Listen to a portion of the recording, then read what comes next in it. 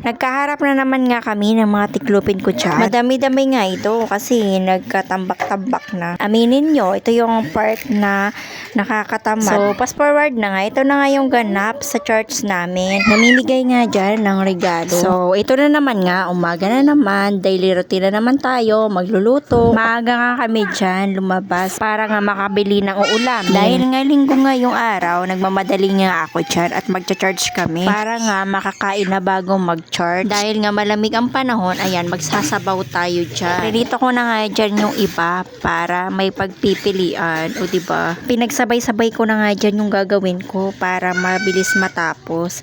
Ganyan naman tayo mga nanay, diba? Yung akala ng iba, porket nasa bahay ka lang, wala ka nang ginagawa. Paupo-upo lang, pahiga-higa. Hindi nila alam, marami na tayong natapos sa maghapon na yan. Nakalaban na, nakapagluto, nakapaglinis ng bahay. Kaya bilang isang nanay, wag pa rin natin kalimutan alagaan natin ang masarili natin. Kahit nga may asawa na tayo at mga anak, wag pa rin natin kalimutan na mag-ayos-ayos ng sarili natin, o di para kapag dadating yung mga asawa natin ay maganda pa rin tayo sa paningin, o di ba? So, fast forward na nga ulit. Nandito na nga kami sa church at ayan yung mga bata dyan. Nagkakanta nga sila dyan ng kay buti ng Diyos, o di ba? Napakabuti ng Diyos sa buhay na. Wag natin kalimutan na magpasalamat sa ating Diyos.